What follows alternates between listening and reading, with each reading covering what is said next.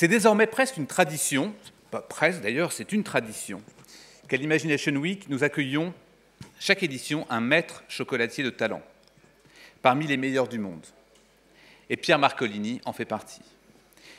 Je peux dire votre date de naissance? Né dans les années 60, à Charleroi, en Belgique, Pierre Marcolini est un homme inspiré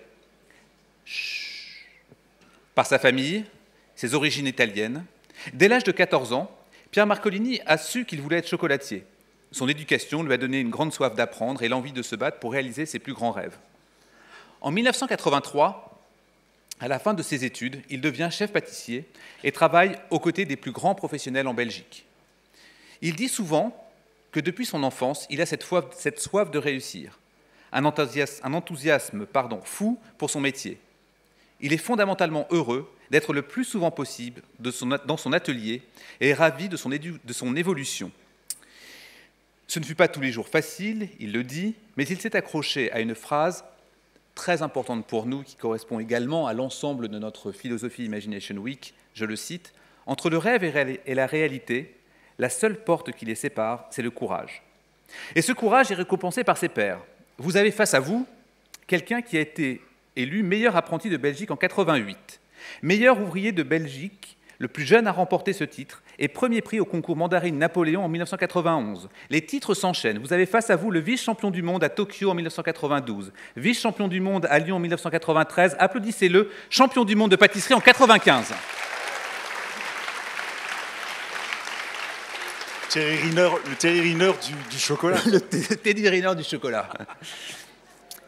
Fondateur et directeur de la maison Pierre Marcolini, il est renommé pour son savoir-faire exceptionnel, sa passion pour créer les meilleurs chocolats au monde. Chaque jour, il repousse les frontières du possible pour créer la surprise. On le cite de nouveau. Créer, c'est être ouvert, avoir des antennes et s'en servir, être intuitif en somme, maîtriser la technique bien sûr, mais aussi savoir anticiper. Pierre Marcolini a toujours eu un besoin de faire bouger les codes, de se remettre en question et d'innover sans cesse. Au début des années 2000, il décide de créer son chocolat depuis la fève elle-même, qu'il va sélectionner lui-même jusqu'au produit fini.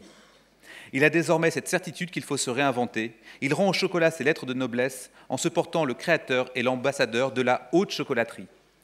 La maison Pierre Marcolini regroupe aujourd'hui une trentaine de points de vente en Belgique, à Paris, à Londres, au Japon. Pour lui, les recettes, c'est une chose, mais le plus important, c'est ce que l'on va dire à travers elles. C'est pour cela, encore une fois, je souhaite que nous accueillions très chaleureusement Pierre Marcolini. Merci d'être avec nous. Merci beaucoup Xavier, merci pour cette présentation. Alors, d'abord, très très heureux d'être ici, puis je vous le dis franchement, intimidé. Vous savez, quand on est chocolatier, au départ, on vous prépare à élaborer des recettes, mais pas à faire des conférences devant plus de 500 personnes, même s'il s'agit de parler de son sujet. Au départ, je me suis dit, mais est-ce que ces 500 personnes viennent parce qu'effectivement, on est dans un sujet qui s'appelle la transformation, ou est-ce qu'on a face à nous 500 élèves, ou plus de 500 élèves qui sont des grands gourmands, et j'ai plus tendance à croire à la deuxième solution, il y a des grands gourmands. Alors, pour ceux qui veulent, et si vous restez jusqu'au bout, je vous promets qu'il y a une dégustation de chocolat. Donc ça, c'est déjà une très très bonne nouvelle. Je vois déjà au fond tout le monde qui salue ça en disant « génial ». Non, parce que une heure pour parler de chocolat, pour se dire après qu'on ne va pas le goûter, c'est quand même un peu ridicule. Effectivement, je suis d'accord avec vous. Et puis, la deuxième chose qui me fait plaisir, le fait d'être là et que vous soyez là, la deuxième chose qui me fait plaisir, c'est que pour la première fois, eh bien, nous ne passons pas après. Vous savez, les chocolatiers, les pâtissiers, on a un peu cette manie quand on arrive en fin de repas, on dit « Ah, un dessert, ah, le chocolat ». Et on a l'impression que tout a été dit. Et pour une fois qu'on se retrouve au milieu, presque le plat principal de cette semaine, eh bien, tant mieux. Alors, d'abord, qui je suis ? J'ai fait une version en anglais, puisque mon anglais, comme je le disais à Xavier, est excellent à partir de minuit. Et donc, qui je suis, donc, je ne me doutais pas que Xavier avait fait l'éloge déjà de qui j'étais et le fait que j'étais champion du monde. Je ne vous cacherai pas que champion du monde, depuis que j'ai vu le dîner de con, j'arrête d'en parler. Je trouve qu'effectivement, ça a plu, il faut passer à autre chose. Alors, pour revenir, et je vais balayer la première présentation, puisqu'elle n'a pas de sens, étant donné qu'on en a parlé. On a créé cette société, et je dis « on » parce qu'il y a toute une équipe derrière. Alors j'ai commencé il y a pratiquement 20 ans, en 1995. Et en 1995, effectivement, cette idée de me dire « tiens, 30 mètres carrés en région bruxelloise. Est-ce qu'on peut, à un moment donné, innover dans un marché comme la Belgique? On parle toujours du Belgium Chocolate. Est-ce qu'on peut, à un moment donné, innover en sachant qu'on a les grandes maisons qui existent? Est-ce qu'on peut effectivement étonner? Et en 95, dans mes 30 mètres carrés, j'ai commencé sans vraiment un fil conducteur. Il n'y avait pas, vous savez, dans les grandes écoles, on vous apprend à faire ce qu'on appelle un plan de carrière en vous disant voilà ce qu'on attend de vous, comment vous allez être dans ce qu'on appelle les milestones, dans les 3 ans, vous serez tel et tel et tel. Et je vous garantis que je l'ai fait d'une façon complètement empirique, puisque j'ai commencé d'abord dans mes 30 mètres carrés avec une seule conviction, c'est de faire un chocolat qui me ressemble. Je n'étais pas parti en me disant, mais tiens, qu'est-ce que le consommateur attend? Et ça, c'est effectivement déjà un premier point qui fait la différence entre l'artisanat et les entreprises, c'est cette relation intuitive personnelle qu'on a avec le client, le fait de se dire, tiens, je me lève le matin, je fais des chocolats qui me font plaisir, alors qu'effectivement, les grands groupes ont plutôt tendance à dire, on va d'abord faire une étude de marché, et puis on va voir comment ça peut s'opérer par rapport à ce marché, ce que le client désire. Donc la différence, elle commence par ça, par ces 30 mètres carrés, en se disant, ben là, j'ai envie de faire des chocolats qui soient plus petits, qui soient plus innovants, qui soient plus signature, et c'est pour ça que vous avez déjà quelques icônes de la marque. Donc, les saveurs du monde, les macarons, je pense qu'on ne va pas faire l'apologie, on en a déjà assez parlé à travers les médias. Le carré de chocolat et puis les cœurs. Donc, ce sont devenus des icônes, mais au démarrage, évidemment, quand vous faites ça, ben, vous ne savez pas ce qui va plaire aux clients, et parmi la gamme, ce sont ceux-là qui sont sortis. Et puis, 95, je continue, on a à un moment donné, dans l'ADN, le côté un peu artistique, fait que je me suis dit, mais au fond, il y a d'autres univers à explorer, il y a d'autres univers qui peuvent m'intéresser en tant que chocolatier, puisque le chocolat, c'est évidemment, et on en reviendra tout à l'heure, une partie du goût, mais c'est aussi une partie d'esthétique. On dit toujours qu'on mange d'abord avec les yeux, et puis moi, ce qui m'intéressait, c'était de me dire, mais au fond, il y a des univers qui sont inspirants. Je prends l'exemple de la restauration. Pour moi, c'est un univers inspirant. Je prends l'univers du monde du vin, où vous avez des vignerons qui aujourd'hui se réinventent dans un domaine où on a l'impression d'avoir fait le tour. Eh bien, là aussi, c'est inspirant. Et puis, il y a des univers qui sont évidemment naturellement celui de la partie mode, et puis celui de la partie plutôt fashion. Donc, et là, on a quelques exemples de collaborations que j'ai eues avec une femme remarquable qui s'appelle Olympia Le Tan, et casse complètement son univers unérique, et lequel on a fait des petites minaudières. La maison Kitsune, qui est plutôt franco-japonaise, et là vous avez l'exemple même de ce que l'on peut faire en termes de boîte. Là, c'est une boîte de bento qu'on a réalisée, et puis un designer absolument dingue, autodidacte, que je dirais peut-être un jour à Xavier d'inviter, parce que vraiment le type en vaut la peine, c'est Top Dixon, qui a un parcours absolument étonnant, et puis la dernière collaboration qui est avec Ami. Donc ça, c'est pour vous montrer un petit peu ce que la marque fait aujourd'hui, ce qu'elle est aujourd'hui. 30 points de vente, on en a parlé. Voilà le design des boutiques. Voilà ceci, transformation. Parlons directement et allons dans le vif du sujet.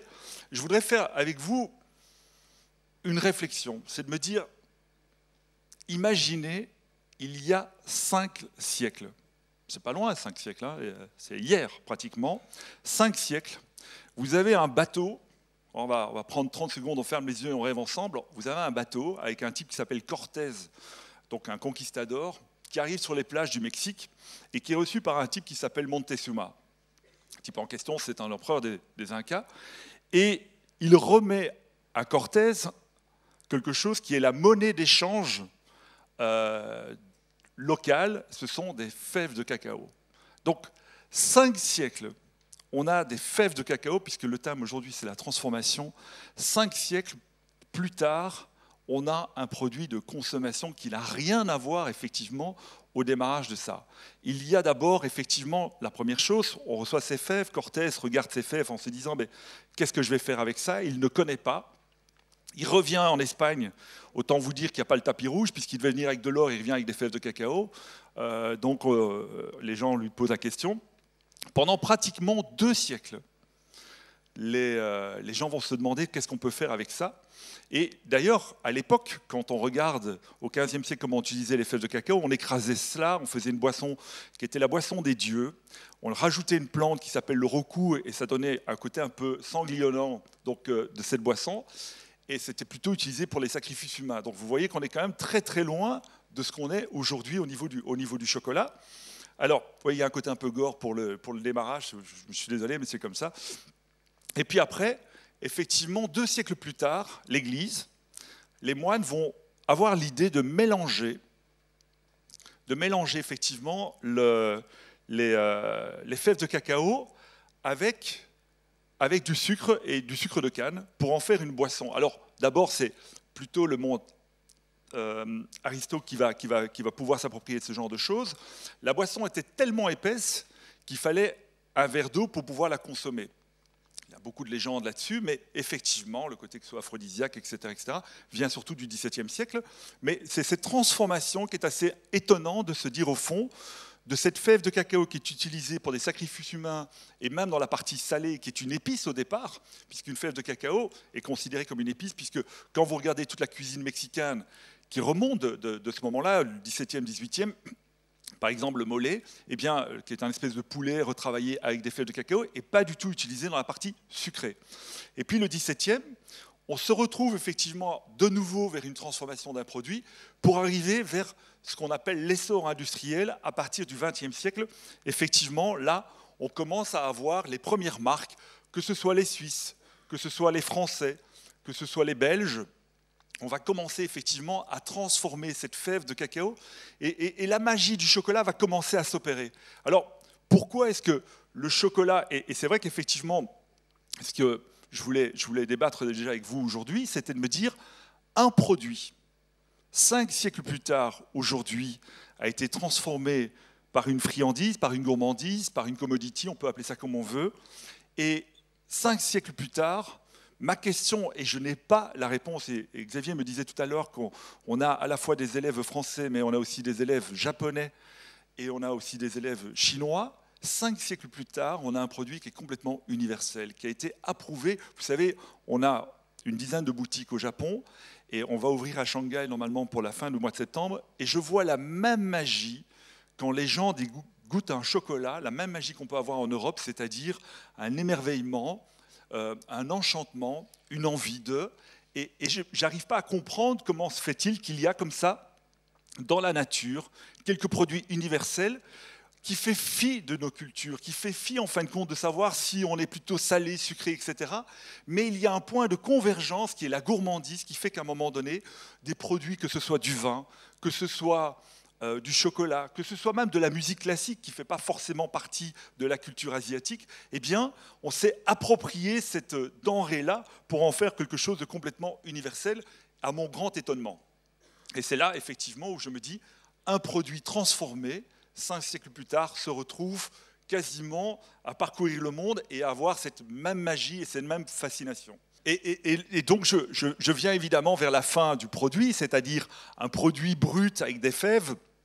C'est vrai que j'aurais pu en ramener, je suis occupé à réfléchir tout en me disant, tiens, à propos, Pierre, tu aurais pu en ramener au lieu d'amener des photos à la con, et tout le monde aurait pu voir des fèves, mais c'est pas grave, ce sera pour une prochaine fois. Et on arrive à un produit qui est complètement, et c'est ça que je voulais vous montrer, on arrive à un produit qui est complètement sophistiqué, qui n'a évidemment plus rien à voir avec une fève de cacao, avec une monnaie d'échange et ce produit-là. La deuxième transformation dont je voulais vous parler, c'est qu'effectivement, à un moment donné, dans notre domaine, dans notre métier, et Xavier l'a dit lors de la présentation, la particularité, et on s'est perdu un peu dans notre métier, c'est que la particularité des chocolatiers d'aujourd'hui, c'est qu'on a regardé le passé. Quand on regarde le monde du chocolat à partir du XXe siècle, tous les chocolatiers, quasiment tous, quand vous regardez la définition du dictionnaire au début du XXe siècle, le chocolatier c'était la personne qui transformait, qui travaillait, mais aussi qui fabriquait son chocolat. Alors vous allez me dire, Pierre, c'est gentil, mais on en connaît plein, on a un chocolatier à côté de chez soi, etc. etc. Eh bien, aujourd'hui, on se rend compte, quasiment un siècle plus tard, que l'ensemble de la profession ne fabrique plus son chocolat, mais le travaille. Et donc, comment on a une articulation aujourd'hui, d'où le mouvement Bean to Bar, qui veut dire de la fève à la tablette, pardon, c'est qu'effectivement, en un siècle, eh bien, les chocolatiers ont perdu leur métier. Donc, de nouveau, transformation. Après la guerre, 40-45, les chocolatiers qui partaient tous évidemment à partir de la fève de cacao, qui commençaient à la torréfier, qui commençaient à la fabriquer. Donc c'est ce que je vais vous montrer. Donc ces gens-là, à un moment donné, travaillaient le chocolat à partir de la fève, mais le coût devenait de plus en plus cher, puisque la main-d'œuvre, il y a eu 2 phénomènes juste après la guerre, une main-d'œuvre qui coûtait de plus en plus cher, et en même temps, une classe moyenne qui a commencé à avoir des moyens, ce qu'on appelait les 30 glorieuses. Et donc, quand on allait chez le chocolatier, au lieu de venir tous les mois, on y allait quasiment toutes les semaines en lui disant « T'es gentil, mais à part des tablettes, à part quelques bonbons de chocolat, est-ce qu'il y a autre chose ?» Donc on a demandé au chocolatier beaucoup plus de créativité, beaucoup plus d'imagination. Puisqu'on avait les moyens, on avait envie de se faire plaisir beaucoup plus facilement et d'une façon beaucoup plus rapide. Et donc, le chocolatier qui a de plus en plus de mal, puisque la main-d'œuvre coûte de plus en plus cher, ça a donné un boulevard à ce qu'on appelle des fabricants de couvertures. Je pense que vous avez peut-être déjà entendu ce mot-là. Fabricants de couvertures, c'est Barry Callebaut, c'est Valrhona, etc., qui ont été assez malins et qui ont dit, mais au fond, pour les chocolatiers, on va leur faire des produits semi-finis. On va leur faire des blocs de chocolat, on va leur faire des pastilles qui vont permettre à ces gens de se concentrer sur leur imagination, sur leur créativité, sur leurs recettes, mais ils vont recevoir un produit de base. Alors, à la fois, c'est intéressant parce que ça a permis effectivement une explosion de créativité. On l'a vu d'ailleurs dans les années 60, dans les années 70, beaucoup de chocolatiers ont été très très créatifs. Mais par contre, et c'est là que ça devient, et ça revient à cette réflexion-là, c'est de dire, par contre, effectivement, on a commencé à avoir ce qu'on appelle un goût qui était très linéaire. Puisque vous partez tous de la même base, eh bien, effectivement, on va avoir un goût qui sera soit Barry Callebaut au départ, ou soit Valrhona. Et donc, ces fabricants de couvertures ont été là et ont pu développer les choses. Les chocolatiers, à force évidemment de se concentrer sur la fin d'un produit, de faire des ganaches. Les ganaches, c'est un mélange de crème et de chocolat, ou de faire des pralinés, et plus de partir à la base de leur métier, eh bien, se sont perdus au point où, jusque dans les années 2000, on s'est dit, mais au fond, on fait tous la même chose. Moi, je fais une tablette, mais le gars qui est en face, il a la même source d'approvisionnement, il fait la même tablette, peut-être avec un packaging, un design différent, mais on part tous de la même base. Et il y a une espèce de révolution, vous savez, dans le monde alimentaire, il y a eu beaucoup de révolutions sur les 15 dernières années ou les 20 dernières années. Regardez dans l'huile d'olive, vous en parlerez avec vos parents, mais vous allez voir, regardez dans l'huile d'olive, regardez dans les vins nature, regardez dans le café.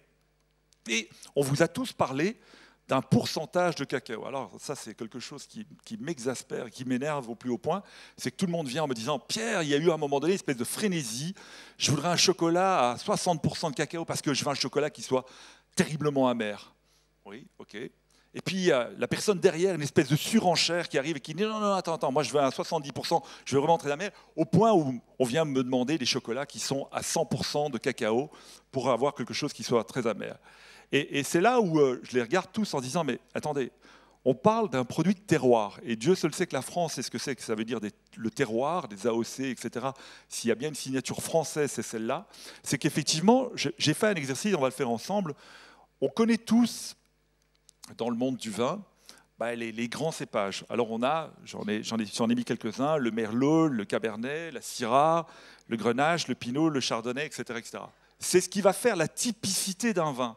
Si je prends par exemple de la Syrah que j'ai plantée dans la partie sud de la France, où on peut en trouver beaucoup, et que je prends ces mêmes vignes et que je vais la mettre par exemple du côté de l'Argentine, du côté de l'Afrique du Sud, etc., le sol va être déterminant. Bien sûr qu'on va avoir une note Syrah, donc fruits rouges. Le sol va être déterminant. L'ensoleillement, etc. Tout ça va participer au goût du vin.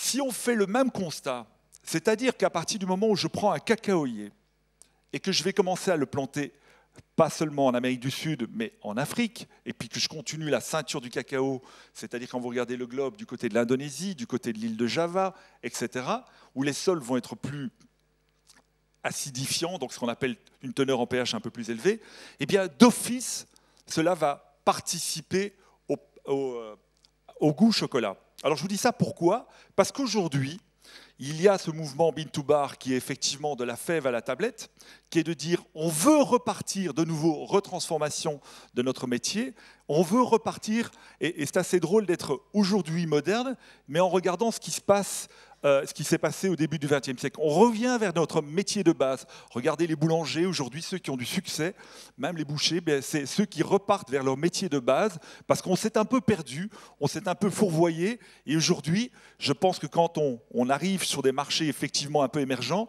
eh bien la vérité, le fait de dire on refabrique son chocolat et on ne travaille pas le chocolat, eh bien c'est là où on peut effectivement créer la différence. Alors pourquoi je vous parle de tout ça? Parce que je vous avais sans doute entendu parler de chocolat d'origine, Venezuela, Madagascar, etc. Mais vous n'avez jamais entendu parler, ou je crois, en tout cas, du Carenero, du Puerto Cabello, Logumare, du Chuao, du Criollo, du Forastero, etc.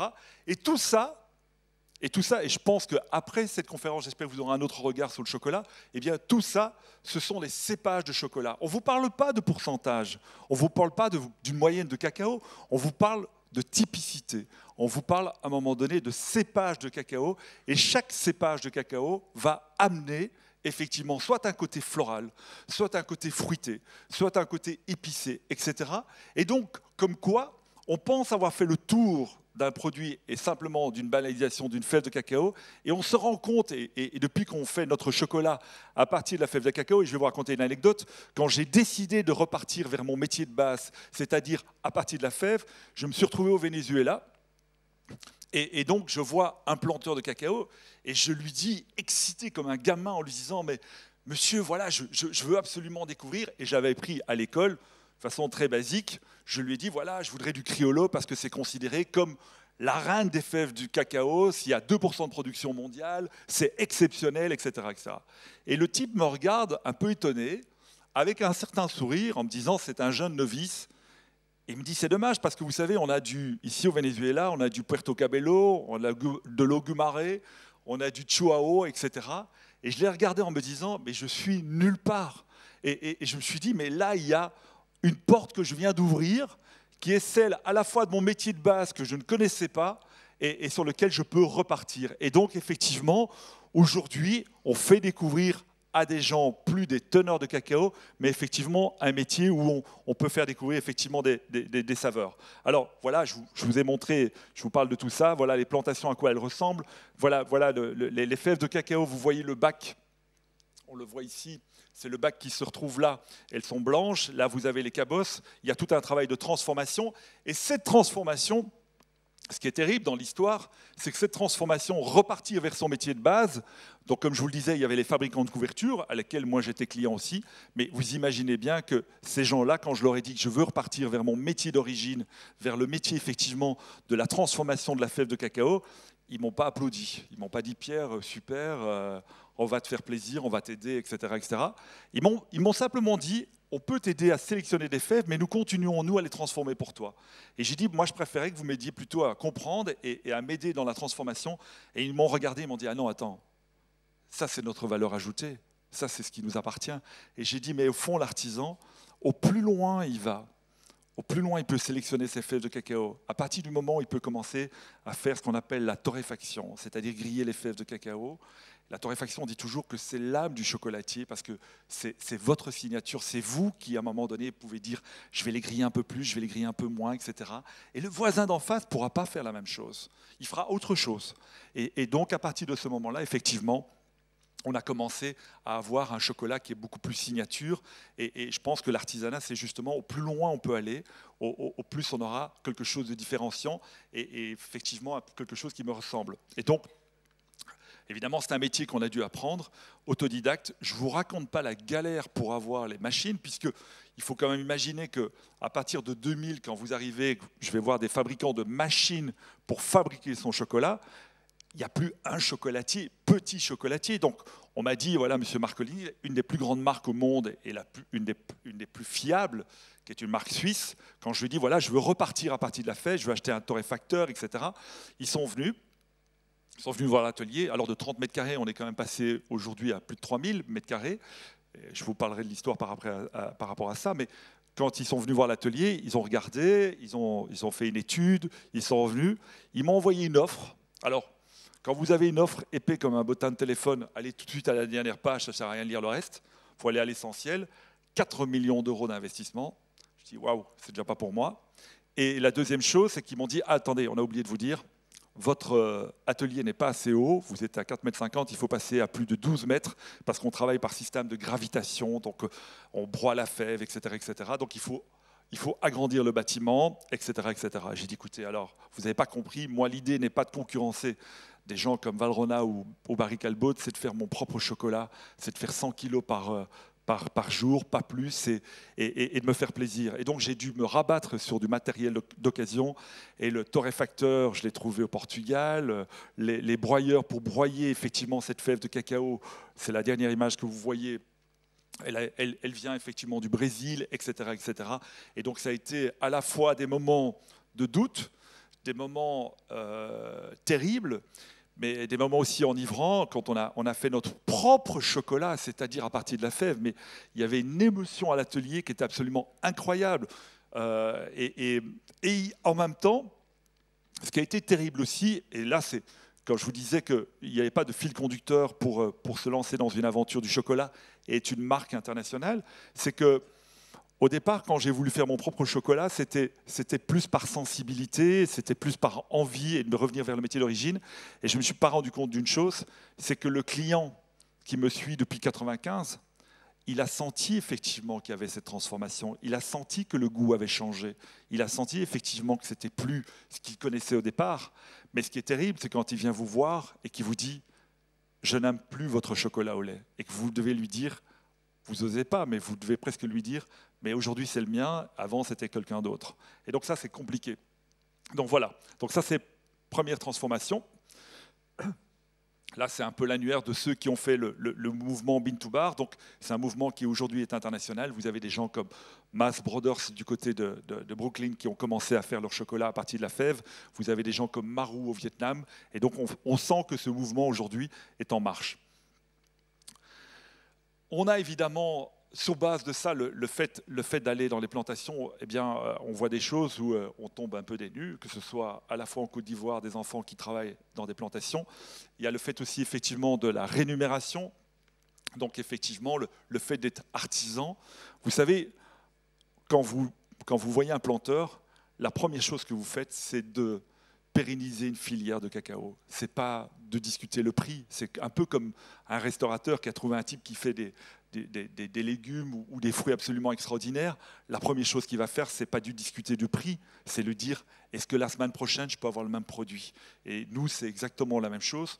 On n'a pas les moyens et on n'a surtout pas l'envie. Et on a cette éthique-là, effectivement, de se dire, aujourd'hui, on veut rémunérer convenablement le planteur. Et le fait, et ce qui est assez extraordinaire, c'est que la mondialisation, où parfois on vous donne des éléments négatifs, là, elle est plutôt positive. C'est quoi? C'est qu'aujourd'hui, une plantation, eh bien, il y a Internet. Qu'aujourd'hui, une plantation, il y a effectivement un téléphone mobile et qu'on peut communiquer, alors qu'avant c'était pratiquement impossible. Et cette accessibilité à la fois à ces planteurs, à cette information, rend le fait effectivement que l'artisan, la ville d'aujourd'hui ou la ville de demain où il allait s'installer, c'est plutôt à 10 000 km. Et c'est vrai que quand on s'est installé à Tokyo, il y a en 2000, et quand j'ai regardé mon équipe en disant si on est capable de transporter à 10 000 km des chocolats dans les conditions optimales, eh bien le monde est à nous et on peut le regarder d'une manière différente. Et pour les fèves de cacao, ça a été ça a été de partir à Cuba, ça a été de partir au Venezuela, c'est de partir effectivement en Équateur, mais aussi au Cameroun dernièrement ou au Vietnam, et de se rendre compte un petit peu qu'on peut avoir des fèves exceptionnelles et avec qui on discute. Pour vous donner une moyenne, puisqu'on est quand même aussi dans la partie finance, pour donner une moyenne, aujourd'hui, la tonne de fèves de cacao se négocie sur les 15 dernières années sur les marchés à 2 500 $, à 3 000 $ la tonne. Et pour pouvoir vivre de cela, il faudrait que le planteur en reçoive minimum 3 500 $. Alors quand vous avez une valeur sur le marché, ce n'est pas pour cela que le planteur reçoit ça, il reçoit la moitié. Donc il ne peut absolument pas investir évidemment dans la plantation. La moyenne maintenant des mouvements Bean to Bar, on est entre 3 et 5 000 $ et on monte jusqu'à 14 000 $ aujourd'hui, par exemple, pour des fèves de cacao Chuao, ce qui est quand même un espoir pour les planteurs. Alors, ça, c'était pour la partie produit, transformation produit. Puis, il y a un deuxième aspect de mon métier, puisque le thème était transformation, c'est la création. Comment est-ce qu'on crée une recette? À partir de quel moment? Quel est le schéma? Quelle est l'envie? Et donc, le schéma classique, c'est qu'on a une image du chocolatier et de l'artisan qui est au milieu, c'est un peu l'image d'Épinal, c'est le mec qui est au bout de sa cave là et qui met du chocolat partout. On se dit ah oui non mais lui c'est un véritable artisan, hein, ça c'est clair.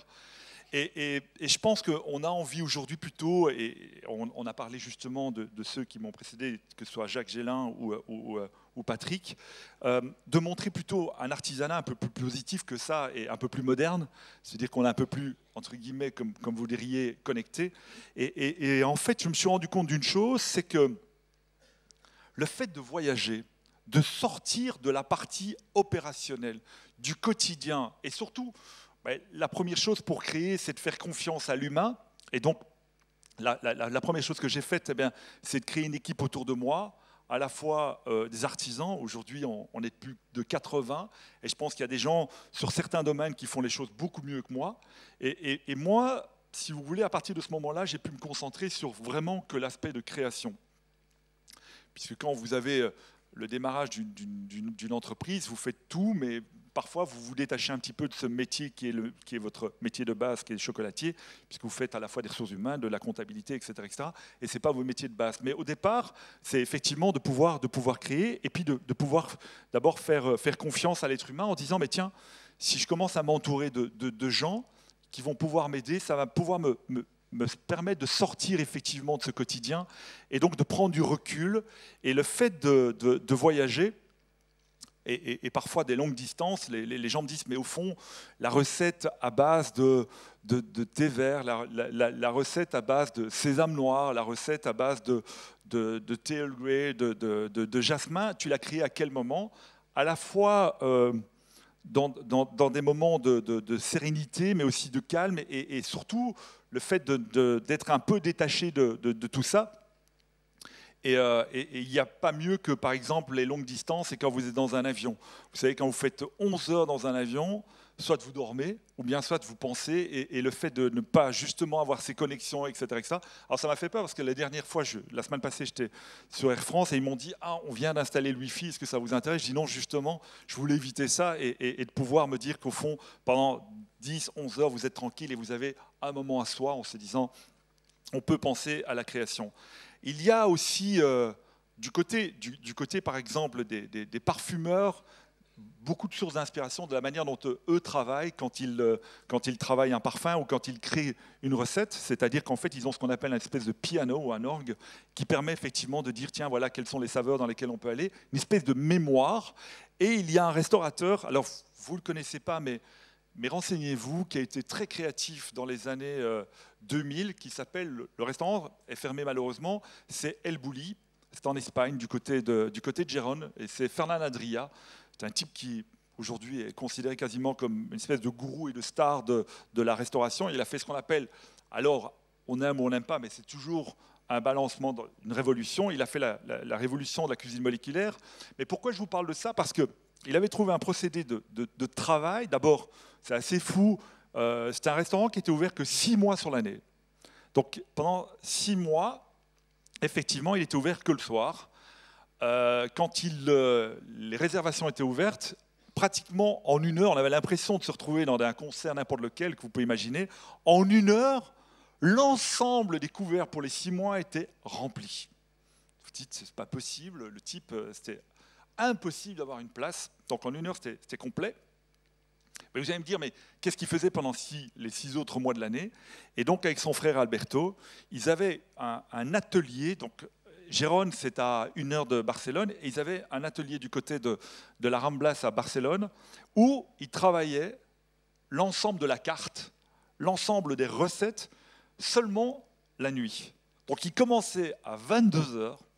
Je vous garantis que c'est pas une blague, 22 heures jusqu'à 6 heures du matin, parce qu'il n'y avait aucun bruit, pas de téléphone, rien, et ça permettait effectivement d'être hyper créatif. Donc comme quoi, on peut imaginer que quand on est face à la matière, on se dit c'est là qu'on peut être créatif, et bien quand on prend du recul, on se rend compte qu'en fin de compte, c'est au moment où on sort de la partie opérationnelle où on peut l'être un peu plus. Alors évidemment, les sources d'inspiration sont multiples, ça peut être lors d'un voyage. Moi j'en ai eu énormément pendant que je voyageais, que ce soit en Asie, que ce soit en Afrique ou bien que ce soit en Amérique du Sud. Donc j'ai cette chance de pouvoir voyager et de revenir avec des ingrédients. Et je vais vous donner un exemple qui est, voilà, je vais pratiquement 2 fois par an au Japon. Et donc la cérémonie du thé, le thé vert, que ce soit le matcha, le sencha, le kyokuro, qui sont des thés absolument exceptionnels. Je fais une toute petite parenthèse, très admiratif du Japon parce que je trouve que c'est un pays qui a à la fois gardé des traditions séculaires. Vous savez, quand vous allez vous balader en plein cœur de Ginza à Tokyo et que vous avez des gens qui sont habillés comme le 17e, le 18e en habits traditionnels et la copine à côté qui est voilà, en ce que vous voulez, Dior ou autre, et c'est pas ridicule du tout. Vous vous dites, c'est quand même un pays qui a pu garder à la fois une modernité et une tradition. Et donc, très inspirant pour moi, donc, que ce soit le Japon. Et vous allez me dire, oui, mais quelle est la traduction justement de ces produits que j'ai pu voir? Eh bien, ça a donné toute une collection qui s'appelle Pastel, qu'on avait fait cette année pendant l'été. Et donc, à partir de yuzu, qui est un agrume japonais, et qui a permis effectivement d'amener cette saveur. Donc ça, c'est pour la partie recette. Et puis, dans la transformation de l'entreprise, entre les 30 mètres carrés, cette idée absolument dingue de me dire, tiens, est-ce qu'on peut faire la révolution du chocolat en Belgique et comment est-ce qu'on fait et de quelle manière, qui est plus un espèce de ressenti, ce que j'appellerais un marketing un peu intuitif, c'est que il y a un moment donné où vous commencez à grandir. Et je vous disais, pour pouvoir lâcher prise par rapport à votre quotidien, il y a un moment donné où effectivement, l'entreprise arrive à être attractif au point où il y a des talents qui viennent vous voir. Et il y a que ce soit des jeunes ou des anciens qui vous disent, mais tiens, est-ce qu'on peut participer à cette idée absolument dingue de devenir, effectivement, au lieu d'être local, est-ce qu'on peut devenir national, est-ce qu'on peut devenir international, est-ce qu'on peut participer à ça et de mettre en place, effectivement, cette structure-là, cette envie, évidemment, d'entreprise, de passer, effectivement, d'une maison à une marque et d'amener du talent. D'amener du talent chez soi, d'amener des gens qui sont prêts à faire effectivement ce parcours et ce chemin. Et donc aujourd'hui, effectivement, on a des gens qui sont venus nous rejoindre, mais ça n'a pas été sans mal. C'est qu'à un moment donné, et je vous raconte encore une fois une anecdote, j'aime bien les anecdotes, je me souviens que à un moment donné, dans ce schéma, effectivement, qui était de dire « je me fais plaisir, je fais des chocolats, je fais de la pâtisserie, etc. », je sortais des fêtes de fin d'année. Pour vous donner une idée, les fêtes de fin d'année pour les chocolatiers au niveau européen, ça représente 25% du chiffre d'affaires, entre 20 et 25%. Et je sors de là, on est en 97, et on a cartonné. Mais vous savez, de façon très empirique, je n'avais pas un tabulateur Excel qui me disait oui ou non. J'ouvrais simplement les portes du frigo, je regardais, on avait dû refaire 10 fois ceci, 15 fois cela, etc. Il n'y avait plus rien. C'était fait dévaliser. Et mon banquier m'appelle et me dit, voilà, Pierre, est-ce qu'on peut se voir au siège? Donc pas à l'agence, qui était une petite agence en région bruxelloise, au siège de la banque en question. Et avec mon ex-femme, qui était fondatrice de l'entreprise, je lui dis, écoute, à mon avis, ils veulent nous voir pour voir ce qu'on va faire de cet argent. Est-ce qu'on va acheter des SICAV, des actions, ou est-ce qu'on va mettre notre argent en dépôt, ou que sais-je? Et on arrive devant les banquiers, peuvent être, vous savez, costume, cravate, des gens un peu froids.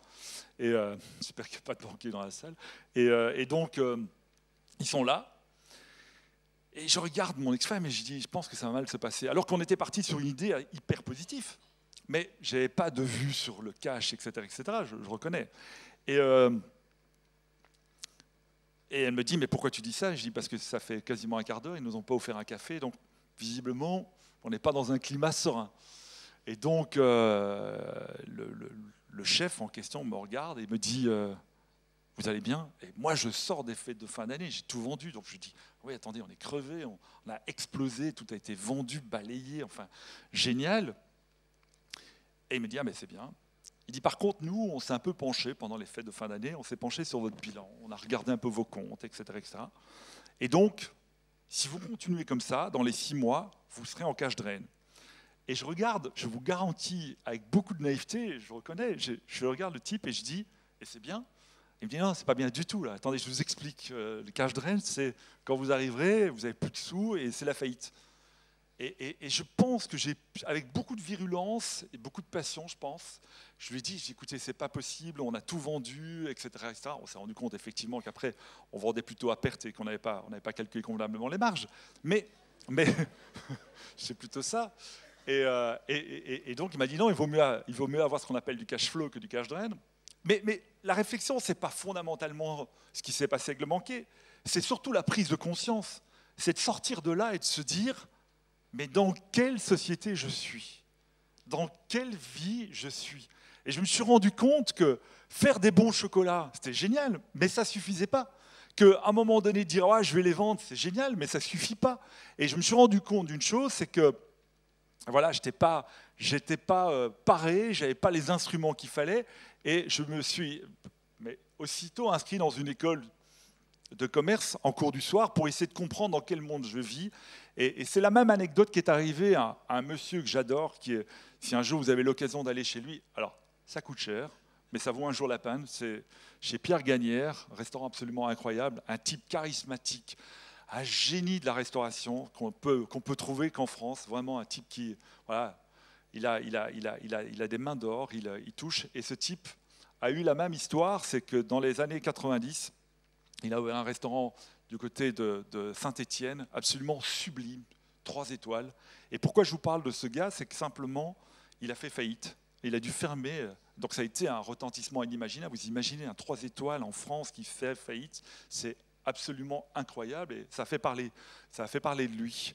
Et on l'a retrouvé 1 an plus tard, complètement défait, un peu meurtri évidemment, c'était voilà, une conférence un peu comme celle-ci, ça s'appelait Les saveurs et les hommes, et c'était à la Maison de la Poésie. Et il y avait un journaliste qui lui posait une question, Nicolas Drabaudy, qui lui dit « Mais Pierre, qu'est-ce qui s'est passé? Qu'est-ce qui s'est passé pour que tu tombes en faillite, pour que tu n'aies pas vu le truc arriver ?» Alors 2 phénomènes que vos parents, peut-être même vos grands-parents ont connus, c'est-à-dire les nationales, la fameuse Nationale 7. Et lui, il était sur une nationale, comme beaucoup de restaurants à l'époque, Georges Blanc, Anne-Sophie Pic à Valence, etc. Et il n'a pas vu le truc arriver, qui s'appelle une autoroute, et que les gens passaient plus par les nationales et s'arrêtaient plus faire ce qu'on appelle les étapes pour arriver dans le sud. Et ça, il n'a pas vu arriver. Et donc il avait fait un restaurant absolument un peu mégalo. Et la deuxième chose, qui est plus dans ma sensibilité dans la création, c'est qu'en fin de compte, Pierre, quand il allait au marché, il vous l'explique de cette manière-là, quand il allait au marché, les produits lui parlent. Il était là, il disait, voilà, il y a telle et telle chose. Et chaque jour, il composait son assiette, ce qui rendait fou, évidemment, la cuisine. Vous imaginez, chef, on fait quoi? Attendez, je suis inspiré, j'arrive. Donc, il y en avait 15 derrière qui attendaient. Et donc, il était là, et il commençait à composer l'assiette. Et il n'avait pas compris une chose, c'est que quand il a passé au pass, avant d'arriver en salle, eh il devait avoir un banquier qui lui tape sur les doigts et qui lui dit, Pierre, aujourd'hui, au XXIe siècle, ce que tu fais là, c'est plus rentable. Et donc, cette créativité-là, elle n'est plus possible. Il faut à un moment donné la structurer, la mettre en place, etc. etc. Et donc, dans l'élaboration de l'entreprise, quand à un moment donné, vous êtes confronté à ça, c'est vrai qu'effectivement, comme je vous disais, je me suis retrouvé à la fois à créer des chocolats, et puis vous faites un petit peu de management parce que vous engagez des gens, donc ça veut dire que vous faites de la ressource humaine, mais vous n'êtes pas paré à ça. Et puis vous vous dites, bon, au départ, puisque je me suis pris une claque avec les cash drains, je vais commencer à faire un peu de comptabilité, mais ma valeur ajoutée, elle n'est pas derrière un tabulateur Excel, etc. etc. Et c'est là qu'effectivement, quand l'entreprise grandit, c'est là que vous pouvez capter, vous pouvez attirer des talents qui sont des gens qui vont évidemment être beaucoup plus créatifs à ce sujet-là et vous laisser plus de marge justement à cette créativité. Et là, j'ai l'air un peu fatigué d'ailleurs. Et c'est pour ça qu'on a amené des gens. Là, vous avez un de mes gars qui est un de mes lieutenants, qui est Joachim, et qui est un type qui fait des décorations absolument hallucinantes. Il fait ça toute la journée. Il adore ça. Et il a un talent fou. Et donc voilà, on a amené des experts dans différents domaines. Et c'est ce qui fait qu'effectivement, aujourd'hui, on a plus de... en Belgique 130 personnes et plus de 400 personnes à travers le monde, avec chaque fois un étonnement, mais surtout aussi avec... Et le fait d'avoir voyagé, d'avoir fait des démonstrations dans pas mal de monde, je me souviens d'avoir fait une démonstration à Singapour, dans un endroit absolument extraordinaire. Et vous savez, on vient, nous, avec notre culture européenne, notre culture française ou notre culture belge, en disant on est les meilleurs du monde. Le chocolat belge, attendez, ou chocolat suisse ou français. Et je me souviens qu'il y avait une jeune chinoise juste à côté de moi qui était mon assistante, mais la claque, elle m'a montré son savoir-faire et je me suis rendu compte qu'il fallait peut-être balayer un peu ses idées préconçues, le fait de voyager et de se prendre cette claque et de me dire qu'il y avait des experts un petit peu partout. Alors, après, c'est le dernier point, j'arrive tout doucement à la fin et je vous avoue que je suis content parce qu'il n'y a plus d'eau. Non, il y a encore une bouteille. Je dis ça aussi pour les équipes qui vont distribuer les chocolats. Tenez-vous prêts, au cas où à un moment donné je vous dis go, avant que vous partiez, parce que sinon ce serait dommage, et je vais vous expliquer un peu la dégustation. Alors, comment on arrive effectivement, parce que c'est la question qu'on peut se poser, c'est qu'à partir du moment où vous commencez effectivement à grandir, que vous avez une trentaine de boutiques, qu'il y a le fondateur, qu'en plus de ça, c'est une marque éponyme, avec votre nom sur la façade, etc., je vous garantis que le management, qui est un peu une prise de conscience, mon banquier aussi, toujours le même, il a changé de cravate depuis lors, il a même changé lui aussi d'ailleurs. Et donc, en fin de compte, on se rend compte que tous ces gens qui sont un peu autour de vous, vous veulent que du bien. Vous dites, Pierre, est-ce que ça va? Est-ce que tu as fait un bilan de santé cette année? Le cœur va bien, surtout quand on arrive à un certain âge.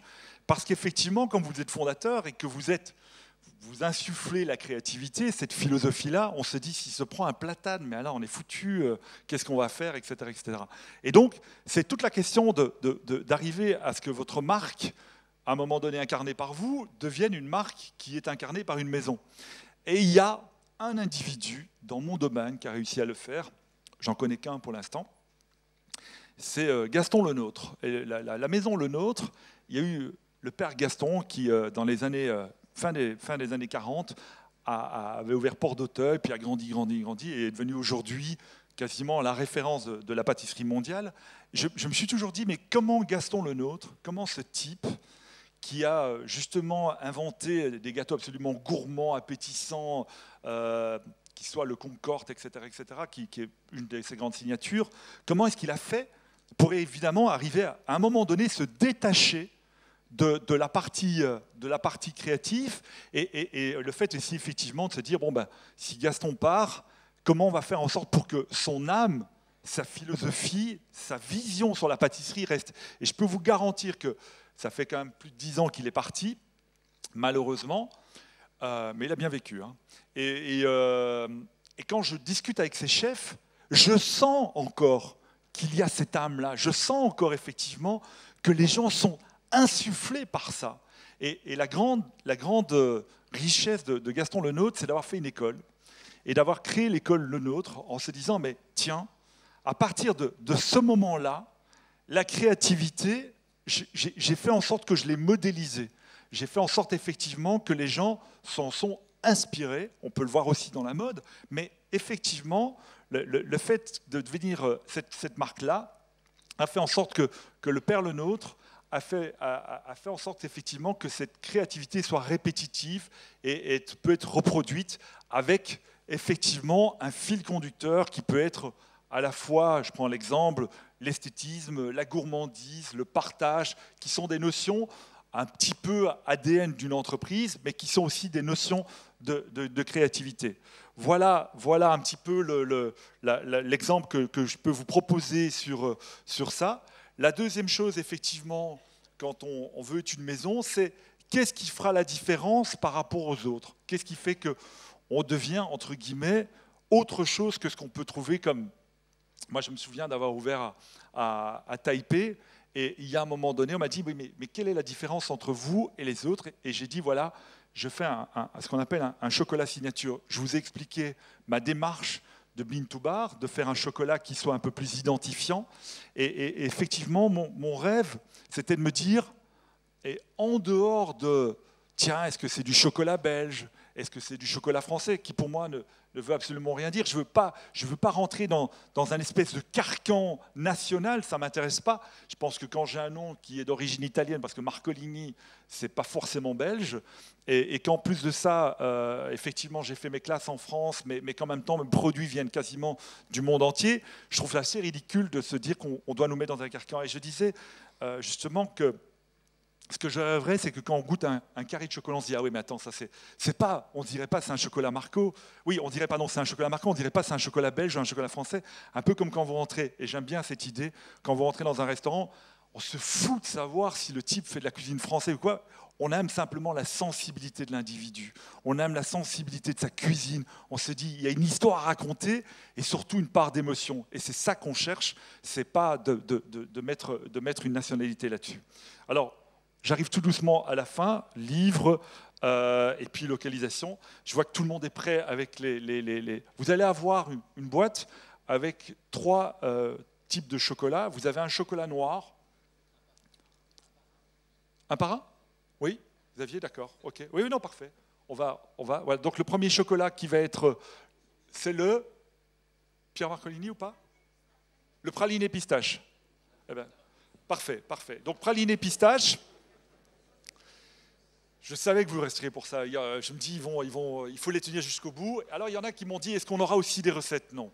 Non, il y a des livres, etc. Mais malheureusement, aujourd'hui, ce matin, j'ai pas prévu des recettes.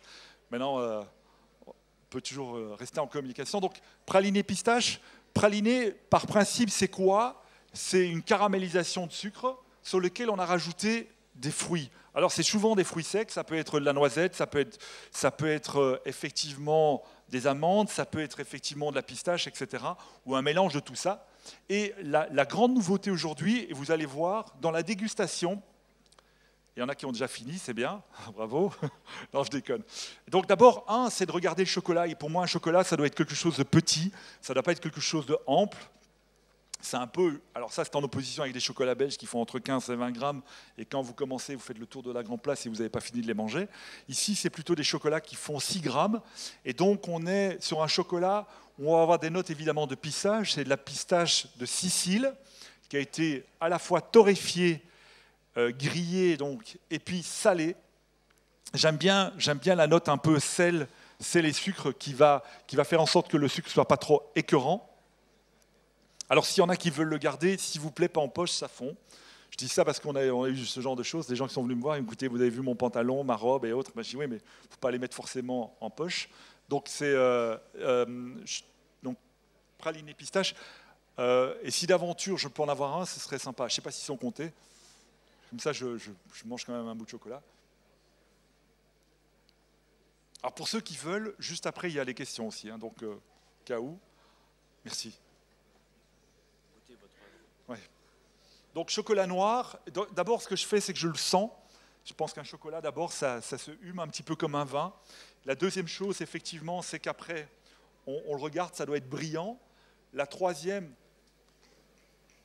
cassant. Donc, on a les 5 sens qui vont participer à ça. Donc, on a Louis qui va travailler.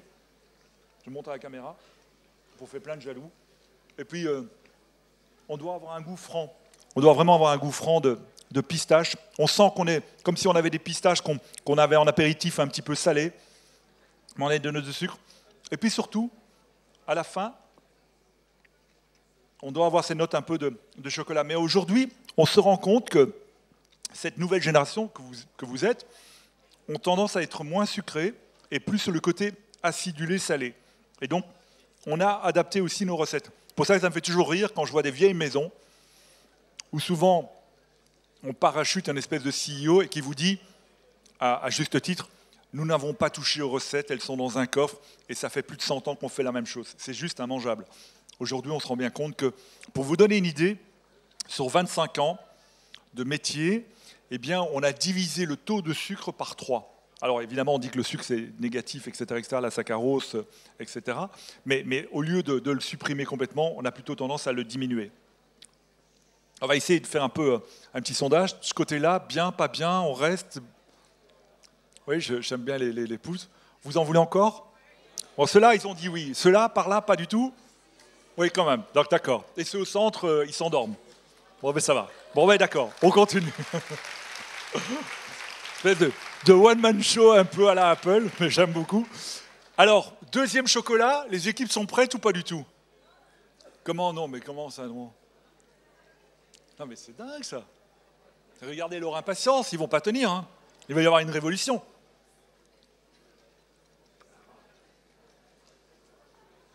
Alors, le deuxième chocolat. Ah, génial. Alors, le deuxième, hommage à la France, pavé de Tours. Un pavé de Tours, c'est quoi? Donc, la ville de Tours, si vous avez l'occasion, il y a un petit chocolatier qui s'appelle Monsieur Ménard, qui fait un produit magnifique. Et je lui rends hommage, ça fait plus de 15 ans que cette création existe chez nous. C'est quoi? C'est la feuillantine. La feuillantine, pour vous donner une idée, ça a un peu été la révolution au début du XXe siècle dans le monde du chocolat et de la pâtisserie. C'est les gavottes. Vous voyez, pour ceux qui sont un peu bretons, on fait des gavottes. Alors, surtout, vous n'en parlez pas aux Bretons, mais nous, on les écrase. Alors, vous imaginez les mecs qui font des choses nickel, impeccables, et derrière, nous, on les écrase comme des malades. Et donc, en fait, c'est de la dentelle de Quimper mélangée avec un praliné, et sous lesquels vous allez avoir un côté un peu crunchy. Donc, c'est léger, de nouveau, 6 grammes, chocolat au lait, comme quoi, même avec le... Vous savez, il y a les puristes, il y a les intégristes, un peu d'actualité, qui vous disent « Oui, mais moi, que du chocolat noir, je suis un grand amateur, etc. » Et je trouve que c'est un peu dommage parce que le chocolat au lait, qui est parfois plus difficile à fabriquer, eh bien, le chocolat au lait, il a quelque chose à dire. C'est comme si je me disais, dans le monde du vin, je suis désolé, mais je fais souvent le parallèle, c'est comme si je me disais, tiens, il y a le vin rouge et puis le vin blanc, je ne veux surtout pas y toucher. Je pense qu'effectivement, dans le monde du chocolat, un chocolat au lait bien fait, avec des notes un peu caramélisées, c'est ce que je vous propose ici, eh bien, ça peut être intéressant. Donc, la gavotte, même chose. Il y a un côté un peu crunchy. Ça me permet de faire un peu le quality control. Xavier me fait une proposition, avec la bouche pleine, bien sûr. C'est, si vous voulez, on peut commencer à faire les questions. Est-ce qu'il y a des questions par rapport à ce que je vous ai expliqué? D'abord, est-ce que c'était clair? Parce que le problème d'un artiste, c'est que je dis, on a essayé d'avoir un fil conducteur, je peux être capable de commencer avec un frigo et de terminer avec une machine à laver. Et donc, c'est toujours un peu difficile de suivre le cheminement. Mais si vous avez des questions, n'importe lesquelles, tout sur le monde du chocolat, j'ai pas de tabou. Pour être un fan de votre produit et un fan de la manière dont vous présentez vos produits dans une des boutiques que j'ai découvertes à Bruxelles, est-ce que vous auriez la gentillesse de nous dire quelques mots sur la manière dont vous avez travaillé l'expérience client dans vos points de vente? Et peut-être pas que dans le point de vente, auparavant, puisque vous nous avez parlé de la transformation du début. Est-ce que vous pourriez nous dire quelques mots sur cette notion de customer experience? Alors, le customer experience, c'est évidemment un vaste sujet. C'était de se dire, à partir du moment où les schémas classiques de chocolatiers ou de chocolaterie pardon, qui sont développés, c'est quoi? Vous avez l'atelier, et souvent, quand vous regardez une maison, l'atelier, il y a la boutique de chocolat et l'atelier est juste derrière. Donc, en termes de communication, en termes d'expérience, le client, qu'est-ce qu'il voit? Il voit le chocolatier qui est là, qui rentre, qui sort, etc. etc. Et effectivement, la relation est assez proche. On s'est rendu compte qu'à partir du moment où on délocalise l'atelier et on multiplie les boutiques, c'était de se dire comment cette âme, comment cette passion qui est à l'atelier que l'on vit, et c'est d'ailleurs notre problématique, c'est qu'on est plus des producteurs que des retailers, si on veut être honnête. Comment est-ce qu'on arrive à faire en sorte que cette magie continue?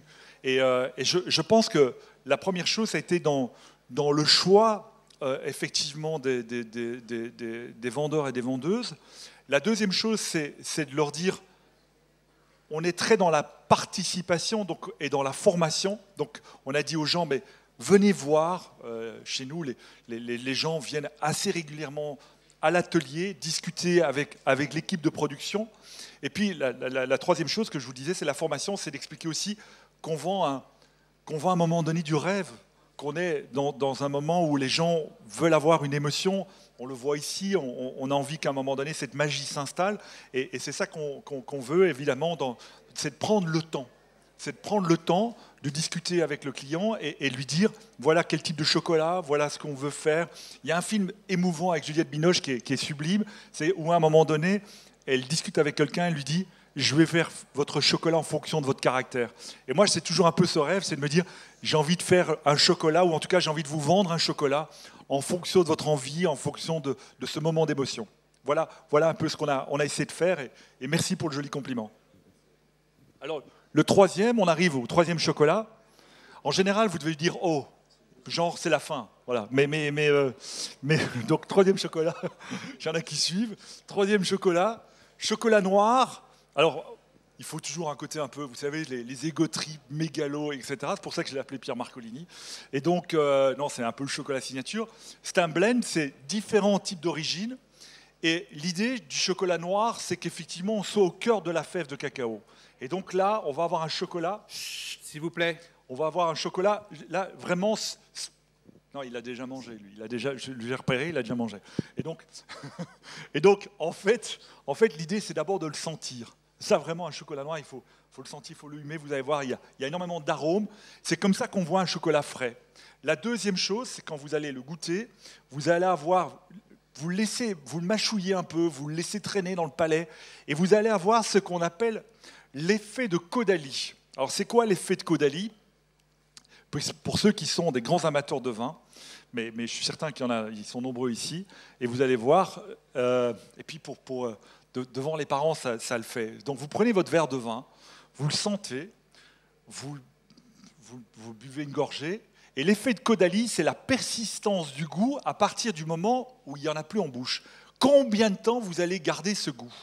Et ça, vous avez exactement le même phénomène, donc l'effet de Caudalie, vous avez le même phénomène au niveau du chocolat, un chocolat d'excellente qualité, je croise les doigts, c'est en fin de compte la persistance que vous allez avoir en disant « mais je l'ai encore en bouche, c'est marrant, ça fait 30 secondes, ça fait 1 minute et il est toujours là, il m'accompagne ».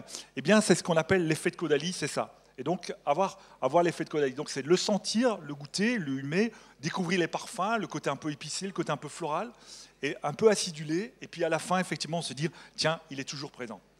Tout d'abord, merci pour votre présentation qui est simple, pour votre simplicité. Merci. Un discours incarné et votre parler est vrai. C'est comme ça que j'ai ressenti. J'ai l'impression qu'il y a derrière tout ça une vraie passion qui dure depuis je ne sais pas combien de temps, depuis votre vocation. Et c'est bien de sentir ça. Merci. Je disais un jour à un journaliste, je sais pourquoi je me lève le matin. Voilà. Ça veut... c'est super, il faut garder cette lumière, voilà, c'est très bien. Moi j'avais une question par rapport à, parce que votre cœur de métier, votre savoir-faire, c'est d'être quand même un artisan, c'est l'artisanat.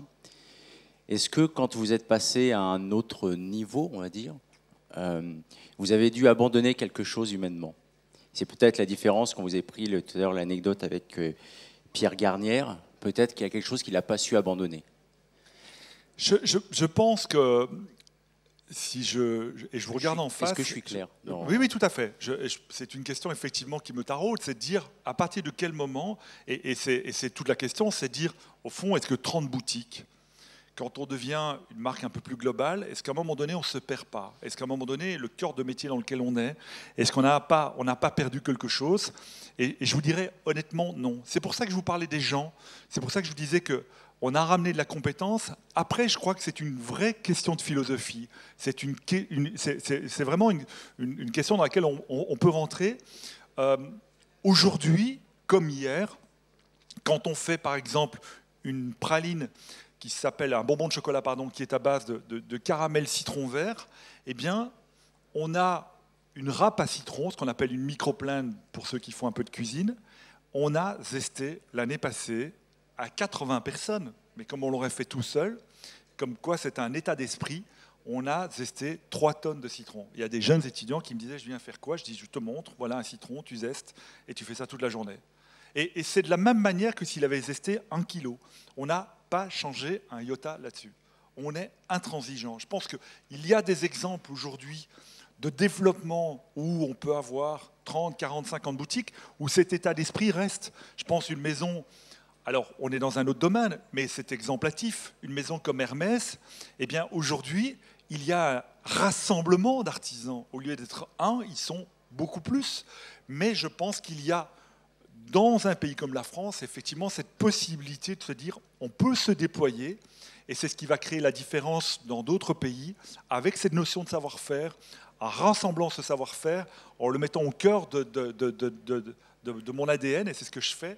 C'est pour ça que je vous dis que je suis plus producteur que distributeur, qui est un autre domaine, mais sur ça, on est intransigeant et on n'a rien lâché. Bien au contraire, je pense qu'aujourd'hui, je suis beaucoup plus serein qu'il y a au début de la création de l'entreprise. Parce que, comme je vous le disais, je crois fondamentalement qu'avant d'avoir amené des experts, je me suis plus perdu au départ de mon entreprise à faire des ressources humaines, à faire de la comptabilité, à faire des choses dans lesquelles je ne me sens pas du tout à l'aise. Engager quelqu'un, je peux engager un chocolatier. En 3 minutes, je peux vous dire s'il est bon ou pas bon. Par contre, demandez-moi d'engager un comptable, je ne peux rien vous dire là-dessus. Je crois que je n'ai pas assez de connaissances à ce sujet-là. Est-ce que je peux juste repréciser la question, parce que évidemment c'est la transformation, c'est aussi pour les étudiants. Comme vous êtes sincère et vrai, une question un peu plus personnelle. Est-ce que vous avez vu ce film Vice Versa? Non, pas encore. Bon, qui est un super film parce que justement il y a cette idée de qu'est-ce qu'on abandonne pour grandir. Elle doit abandonner quelque chose de son enfance pour passer à l'âge d'adolescence. Est-ce que vous avez dû abandonner quelque chose, et qu'est-ce que vous avez dû abandonner humainement, personnellement, pour peut-être passer à quelque chose? Qu'est-ce qui s'est changé, transformé? Je pense, si je réfléchis comme ça, sincèrement, la première motivation qui m'a permis de faire ce métier, c'était la gourmandise. Et vous venez de le voir, je crois que j'ai mangé 3 chocolats et je mange 100 grammes encore par jour. Donc, je ne suis pas encore sûr qu'aujourd'hui, j'ai dû laisser des bagages sur le chemin. En tout cas, pas aujourd'hui. Peut-être plus tard, mais en tout cas, ce n'est pas le cas. J'ai une question. En fait, pendant cette semaine, on nous a beaucoup incité à réfléchir sur nous-mêmes, et notamment sur le fait de réussir sa vie. Et est-ce que vous considérez qu'aujourd'hui, vous avez réussi votre vie? Oula. C'est... je pense que si j'arrive à garder les pieds sur terre, je pense que pas encore. C'est pour ça que le mot maître, par exemple, Xavier l'a dit, mais je vous garantis que si je regarde la présentation, je ne le dis jamais. Vous savez, on met toujours maître chocolatier. Je trouve que le mot maître, c'est l'aboutissement de quelque chose, c'est la fin de, et vous allez commencer à enseigner. Et j'ai le sentiment que j'ai encore beaucoup de choses à apprendre, et je ne veux pas m'enfermer dans ça. Je pense aussi qu'une entreprise comme la nôtre, à la fois, elle a effectivement des fondamentaux, elle a grandi sur une idée, sur une envie, sur une passion, et puis elle s'est construite au fur et à mesure, et aujourd'hui, c'est un peu plus clair, parce qu'on a défini un peu plus les contours, mais elle a aussi ce modèle de fragilité. Ça reste une petite PME par rapport au gigantisme du monde, et donc je me dis, ce que j'ai réussi aujourd'hui, c'est de fédérer des gens dans un projet commun. Ça, c'est clair. Je pense qu'aujourd'hui, il y a des gens qui m'ont rejoint dans cette passion commune, en se disant, allez, on a envie de se dire, est-ce qu'on peut en faire quelque chose d'international? Alors, je vous lance, mais sans interférer par rapport au cours, mais il y a un exercice que je trouve fabuleux à vos âges. C'est peut-être de se dire, si je devais faire un jour un exercice écrit, puis j'ai amusé à le faire, je n'ai pas fini, pour vous dire à quel point, c'est si je devais donner une lettre d'adieu à mon personnel. Imaginez un peu que vous arrivez à la fin de votre carrière, qu'est-ce que vous écrirez sur votre lettre en disant, qu'est-ce que j'ai laissé dans l'entreprise, qu'est-ce que je veux leur laisser et de quelle manière. Et aujourd'hui, je n'ai pas fini la lettre, donc vous voyez, j'ai encore du boulot. Bonjour Monsieur Marcolini. J'avais une simple question sur le produit du chocolat en lui-même. Je voudrais savoir, est-ce que vous travaillez le chocolat blanc? Parce que moi j'entends souvent dire le chocolat blanc, c'est pas du vrai chocolat. Moi-même je sais pas trop. Donc je voudrais savoir votre avis, si vous travaillez et si vous l'aimez ou non, tout simplement. Alors effectivement, le chocolat, alors je ne suis pas rentré dans le détail, je voulais pas faire une conférence aussi sur le chocolat, mais plutôt sur la passion. Le chocolat, c'est quoi? C'est des fèves de cacao, ça c'est ce qu'on a vu. On rajoute du sucre et à un certain pourcentage, si c'est du chocolat noir, la législation européenne, c'est 55% de fèves de cacao et 45% par addition, 45% de sucre. Ça, c'est du chocolat noir. Du chocolat au lait, c'est quoi? Une invention qui a été inventée par nos amis suisses. C'est fèves de cacao, sucre et poudre de lait. Alors, de temps en temps, j'entends des puristes qui viennent me voir en me disant « Mais non, avant, on mettait du du vrai lait de vache, etc. On peut le faire un peu à la Jean-Pierre Coff. Si vous faites ça, vous avez un chocolat chaud, mais vous n'avez pas un chocolat au lait. Donc la grande invention, c'est effectivement la poudre de lait qui vient s'additionner. Ça, c'est pour le chocolat au lait. Le chocolat blanc, pourquoi ce n'est pas du chocolat? En réalité, c'est quoi? C'est de la poudre de lait, du beurre de cacao, donc la matière végétale qu'on va trouver dans la fève. Quand vous écrasez une noisette, vous avez de l'huile de noisette. Quand vous écrasez une amande, vous avez de l'huile d'amande. Et quand vous écrasez une fève de cacao, vous avez du beurre de cacao. Entre 35 et 45% de beurre de cacao. On extrait cette matière-là et on rajoute du sucre, de la poudre de lait et du beurre de cacao. Effectivement, il n'y a pas la fève. Et donc, c'est pour ça que ça devient blanc. Et c'est plutôt un produit qui est utilisé. Moi, je l'utilise parce que je pense que c'est un apport de sucre. Par exemple, sur des notes de fruits, vous pouvez faire par exemple un chocolat blanc et framboise, par exemple, pulpe de framboise, ça marche très bien, mais vous ne rajoutez pas de sucre dans votre pulpe de framboise, et effectivement, c'est le chocolat blanc qui va amener les notes un peu sucrées. C'est plutôt un produit de confiserie que de chocolat. Mais pourquoi pas? Je pense que ça fait partie de notre gamme, de notre univers et de notre création, et on l'utilise de cette manière-là. Et parfois, ça peut être remarquable. Un chocolat blanc avec des pistils de safran, par exemple, c'est extraordinaire. Il y a un Suisse qui fait ça, et c'est une vraie révolution en bouche. Alors moi, j'avais une question. Vous avez dit que la seule limite entre la réalité et le rêve, c'était le courage. Et moi, j'ai ma maman qui me berce souvent avec cette phrase, c'est « si ton rêve n'est pas assez grand, c'est-à-dire qu'il n'est pas effrayant ». Et je voulais savoir, moi, si vous aviez eu peur, justement, et quels conseils pourriez-vous nous donner, nous étudiants qui avons des rêves voilà. Alors, les peurs, les peurs ou les doutes, et parfois même les échecs, hein, je pense qu'il faut aussi un jour en parler. Les peurs, c'est de ne pas être compris, de ne pas arriver à transposer cette sensibilité-là. Il y a le nombre de fois où quand j'ai fait des recettes en disant mais tiens, j'espère qu'ils vont apprécier, qu'ils vont aimer, et vous avez le regard de l'autre et vous n'avez aucune magie qui se passe. Et ça, c'est tétanisant. Vous savez, pour un créateur, vous dites bon ben c'est pas réussi, ça va pas. Et souvent on me dit mais à quel moment, Pierre, tu décides qu'un chocolat est bon? C'est vrai qu'on peut se poser la question. Créatif, pour être créatif, c'est pas difficile. Hein. Vous prenez un chocolat, vous mettez du Roquefort, vous le mélangez, vous dites à tous les journalistes que vous avez fait ça, et vous avez toute la presse du monde entier qui vient vous voir en disant « Waouh, on a créé un super chocolat !» Non. Moi, le leitmotiv que je me donne, c'est ce côté un petit peu judéo-chrétien qu'on a tous un peu. C'est quoi? C'est quand on a fini un chocolat, et j'espère que c'est le cas aujourd'hui, on se dit « pourvu qu'il y en ait encore un autre ». C'est cette espèce de gourmandise, quand on a fini le dessert, vous savez, quand on a terminé un dessert absolument somptueux ou un plat et qu'on regarde et on dit « j'espère qu'il y en a encore ».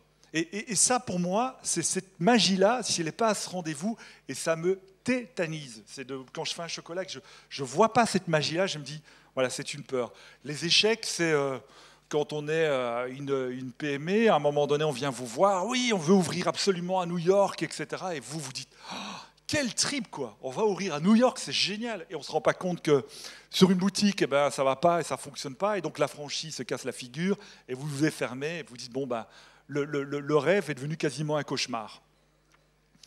Et la troisième chose, quand on me dit, tiens, quel est le conseil qu'on peut donner aux jeunes? Alors, je trouve que c'est une question très très dure et très très personnelle. Et je ne vais pas me cacher derrière une phrase, mais j'adore cette phrase. L'expérience est comme une bougie, elle n'éclaire que celui qui la porte. Et c'est tellement facile de donner des conseils en disant faites pas ceci, faites pas ça, mais la seule manière, c'est de prendre malheureusement des portes dans la figure et de se dire bah, tiens, ça c'est. Mais la seule chose que je peux vous dire, mais vous le savez déjà, et la preuve c'est que on pourrait parler en français comme on peut parler en anglais, c'est voyager. Vous avez cette chance incroyable qu'on n'a pas eue, c'est cette connexion que vous pouvez avoir, de voyager. Moi, je me rends compte qu'aujourd'hui, si j'avais pu à la fois m'exprimer en plusieurs langues, eh bien, je pense qu'il y a beaucoup plus de portes qui peuvent s'ouvrir. Je pense qu'aujourd'hui, ce monde-là, ben, c'est justement cette connexion qu'on peut avoir. Aujourd'hui, avec tous les réseaux sociaux, c'est absolument hallucinant et c'est une chance. Et c'est une opportunité.